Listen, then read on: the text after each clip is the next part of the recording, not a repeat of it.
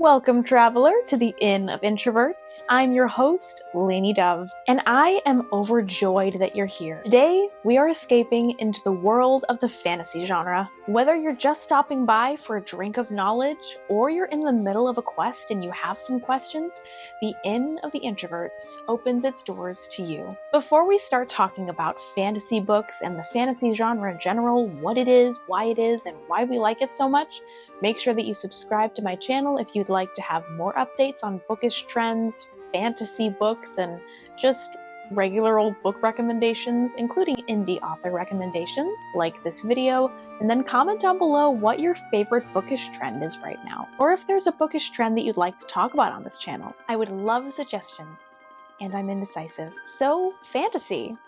What is it? Fantasy is a subgenre of speculative fiction. What is speculative fiction?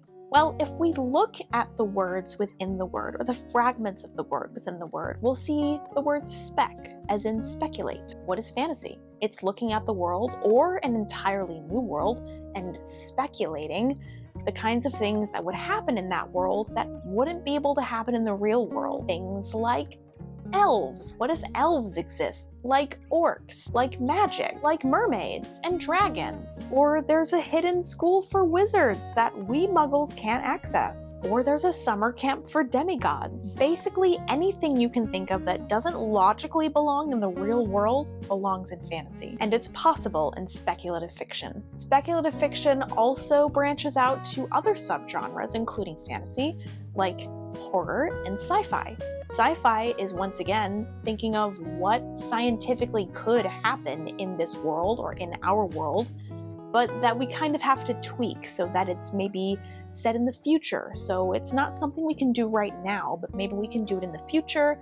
Maybe it's in outer space, maybe it's underground, stuff like that for sci-fi. Or maybe for horror, there's paranormal activity happening, there's ghosts, there's wolfmen, there's monsters, there's vampires, and not in the romantasy way. Sometimes there's fantasy, romance, horror subgenres, and genre blends. That being said, there are subgenres of speculative fiction that go into fantasy, like romantasy, cozy fantasy, fairy tale retelling, sci-fi fantasy, gaslamp fantasy, romance fantasy, historical fantasy. I already said romance fantasy. Romance fantasy is romantasy. Anything you can think of, fantasy will have it. Authors are always thinking of ways to subvert our expectations, whether we're looking at a different culture. Egyptian historical fantasy is really popular right now, or if there's like some kind of folk tale or myth that you can riff off of and turn into its own separate story, or like a reimagining of that story. It just keeps going on and on for eternity. Fantasy is an amazing genre. It's not just medieval knights and dragons. It goes so much deeper than that. And that's what I want to explore on this channel. So that is what fantasy is.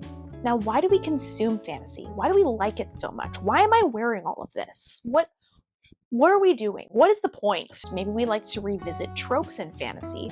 Tropes like found family, enemies to lovers, lovers to enemies, good versus evil, sympathetic villain, fairies, etc. But some of us also like nerding out about the world building, the magic systems, the timelines, the characters, and about how our favorite characters fit into that world, or could fit better into that world through fan fiction, whether that world is ours or a secondary world like Middle-earth. But one of the reasons we consume fantasy is through the epic and maybe cozy stories within them.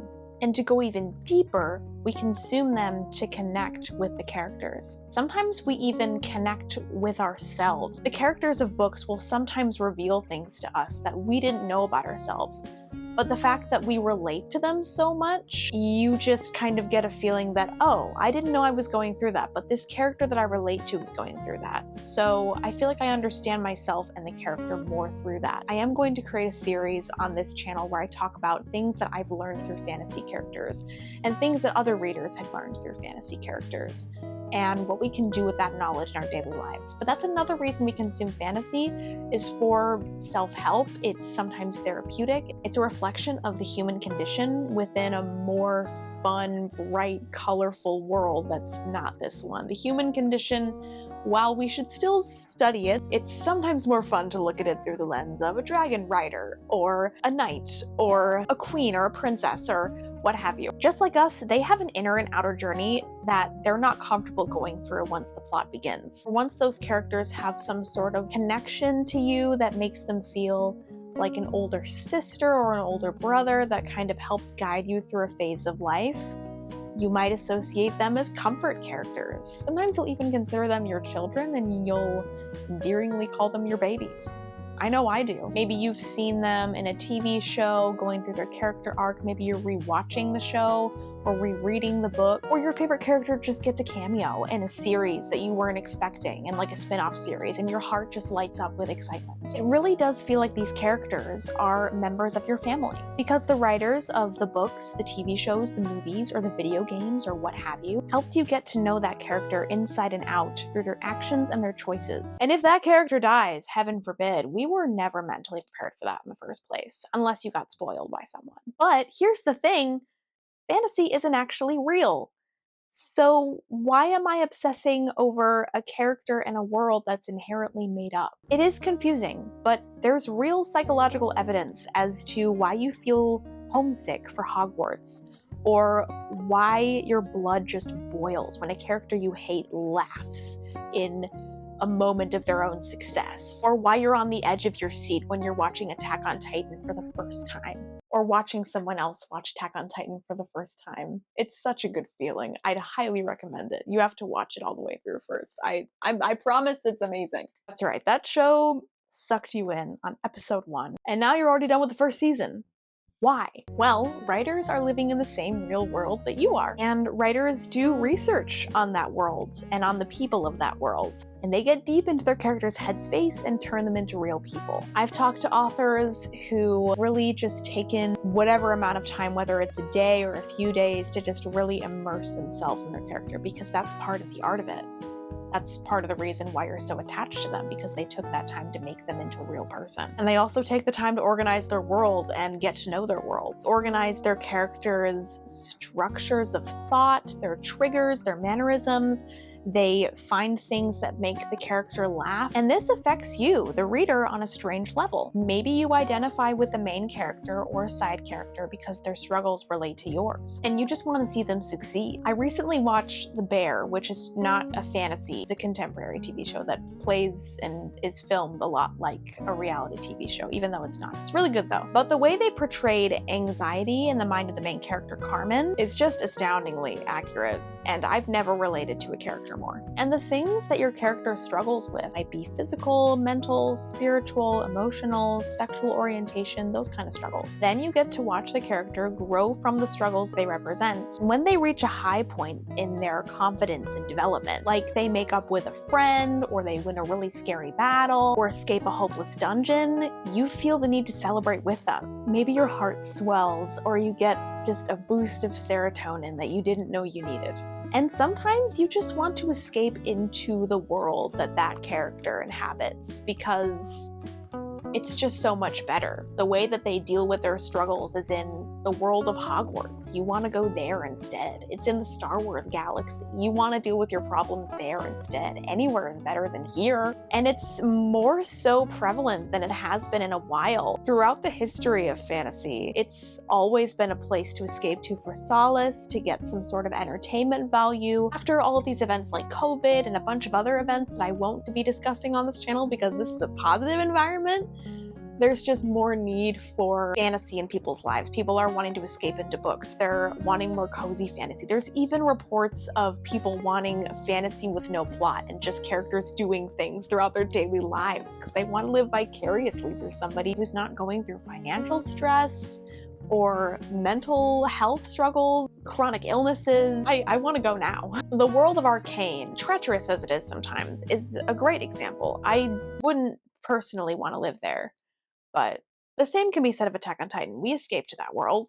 We don't want to live there. We don't want to be attacked by titans and other things. Spoiler alerts all around. In Arcane, you've got nuances and the dark sides of both Piltover and Zaun. You have a colorful cast of extras to really set the atmosphere. Color scheme is obvious enough to tell you where you are in the world and whose mindset you're in.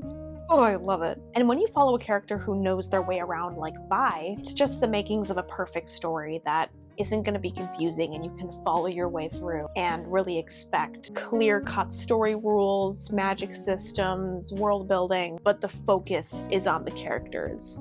And you're just getting all of these different signals firing about like, this is what the world is, but I'm focused on the character and their story. So if you didn't know what fantasy is or why it is, there you go. Maybe you wanted to get more into it. I have some links in the description about fantasy backgrounds, recommendations on what to study about the psychological effects of fantasy. I've got a lot of book recommendations for readers who are just getting into the genre. And I remember being a beginner as well. Back when I was like 11 or 12, I remember seeing all of my friends reading fantasy books, Lord of the Rings, Legend of Dritz, and just getting sucked in. I was like, I want to be cool. I want to escape into another world with them and understand all these references. Like, what is a scimitar anyway? So allow me to be the one who helps you understand these references as we go on this journey through the world of fantasy books together. And you can make little discoveries of your own. We can have little discussions, lots of positive things here. Again, this is a safe space for introverts and readers. Welcome to the channel, readers. I hope that you have the fairest day. Fare thee well.